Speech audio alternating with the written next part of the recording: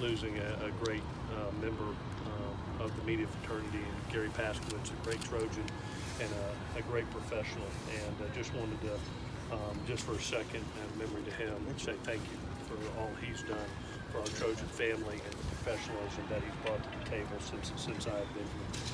You know, it's been great to be back on this field with this 2019 football team. I can't tell you how proud I am of them for the amount of work that they put in the winter workout sessions and the winter workout program to be able to get out here. You know, it's been a really tremendous off season. I visited with them yesterday to get started with this spring ball. And one of the things that I told them that leaders have to do is to be able to own mistakes from a previous season.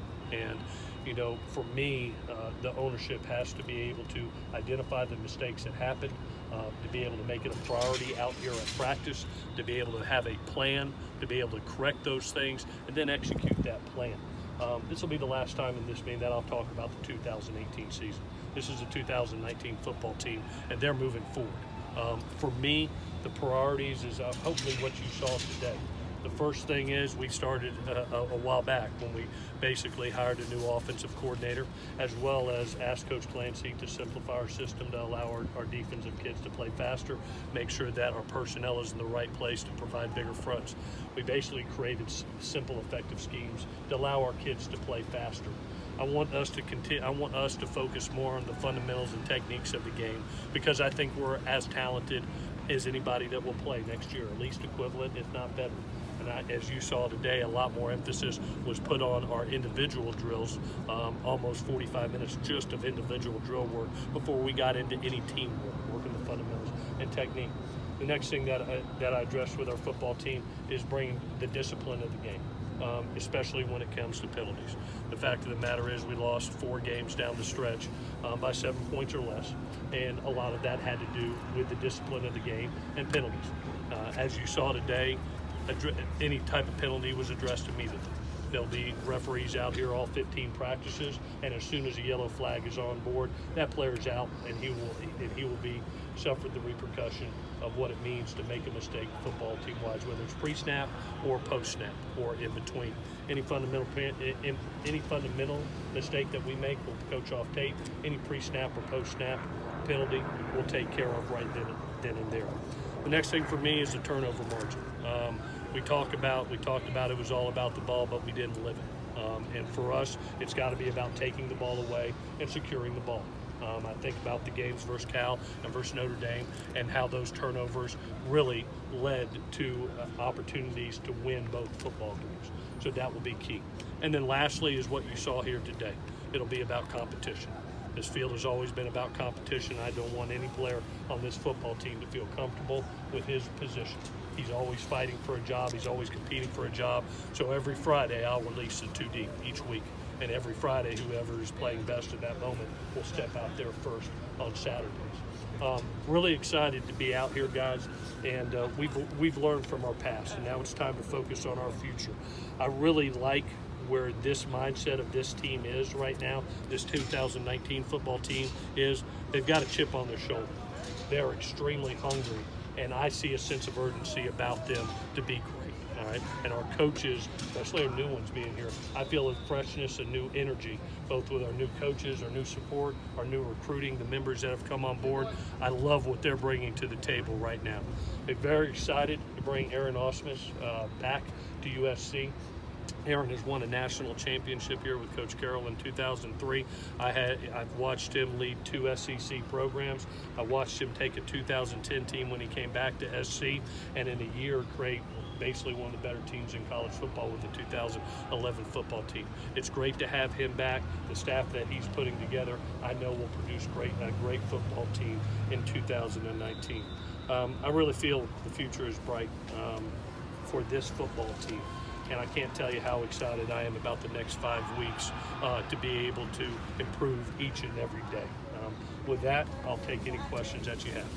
Coach, what are you most excited about that'll be maybe the biggest challenge in your new role as letting coaches do the coaching, as you said, in charge of fundamentals, discipline, and other factors? Yeah, I addressed it with the whole team, and that's where my discipline has to come in. My focus has to be in those areas I've talked about. I told our coaches I will not worry about scheme in this training camp.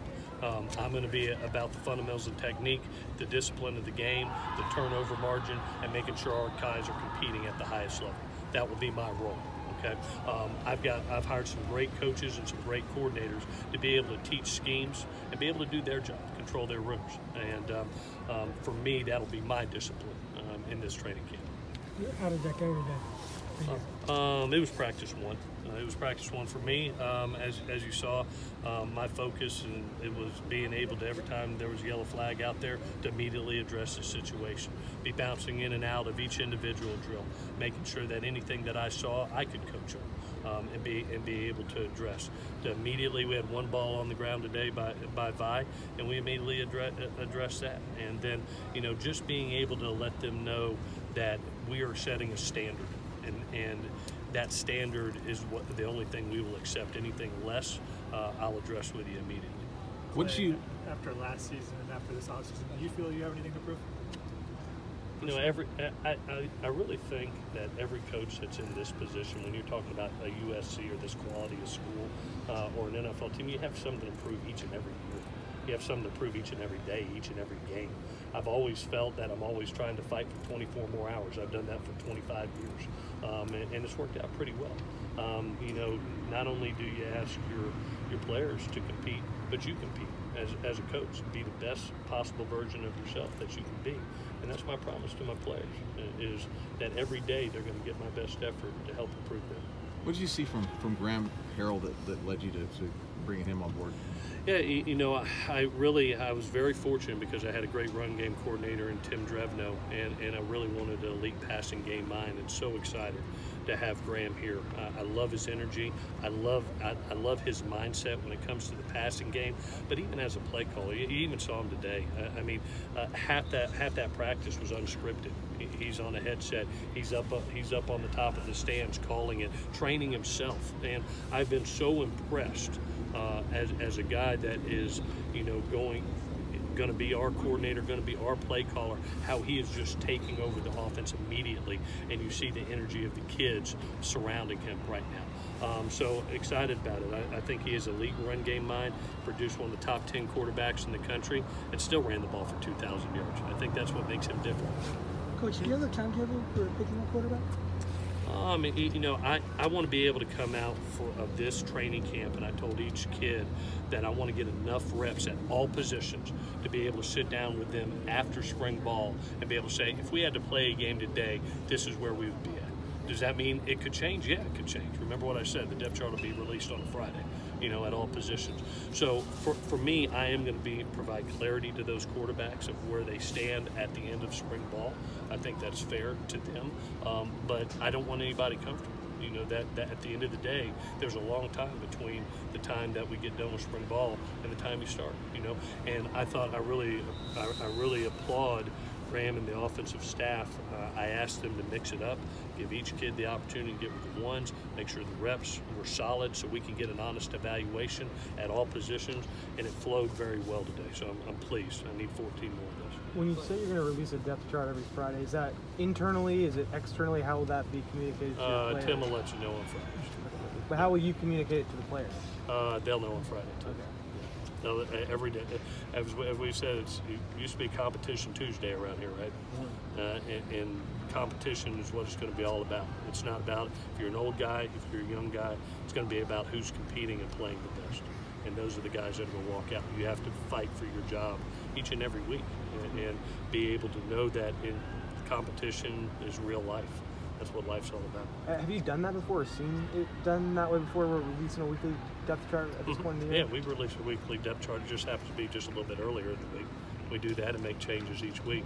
I just want the kids to feel like, hey, practice matters and competition matters. Coach, as a leader, is there a plan in play to create or accelerate coaching chemistry within the ranks, golfing outings or breakfast or lunches, or what do you do? Well, for us, it was about as soon as we got back off the road, there was a sense of urgency for us to be involved. We were involved in every strength and conditioning workout. We were involved in every morning workout. We're allowed to be in that time period. We were able, we're allowed to meet for 2 hours a week with our kids, and so we jump started this process as soon as we got off the road and got back in, and used every second that we are allowed by NCAA rule. And I thought that provided us a lot of chemistry. It wasn't just, okay, hey, let's start this week's spring ball. This has been going on since the day after signing day, And so there are coaches that have been here with us, and there are new coaches come in, and I applaud our coordinators because they've built a chemistry. We had, we always we enjoy each other. We laugh together, and we work really hard together. And chemistry is important, and I applaud the coordinators for the job they've done thus far. What can you say about situations with Davis and Greg Johnson and your conversations with them through that? Yeah, I think that each guy is personal, and I'll leave it personal. Right now, they are in the portal, and if something changes, I'll let you know. How will being shorthanded in the defensive backfield impact 11-on-11 for you? Well, today we got to take our time. You saw us stop just for a little bit. We want to be able to acquire the reps until we get healthy. Days like this help. You have to have so many helmet days. You have to have 2 helmet days before you even get to a full pad day. The hard days will be the full pad days, and we'll have to really monitor both reps. We want the physicality of it, but we are shorthanded back there. Today's are good days because Talanoa can go, Isaiah Pulamau can go. Those guys can get reps, and that helps us. The full pad days are where we're going to have to be very selective. Maybe even stop practice for a second, let them catch their breath, and then go right back in. With Elijah and Talanoa and Pulamau, are you hoping that they could go later at full contact later? I don't think that's going to happen this time around with where they're at. We're very happy with their progress. They're all on pace. I don't see Elijah getting any spring ball. He's going to be able to get some walkthroughs, the meetings and things like that, the non-contact opportunities. Talanoa and Isaiah will be able to get, but at the end of the day, we're never going to put a player in harm. All righty, guys. Thank you.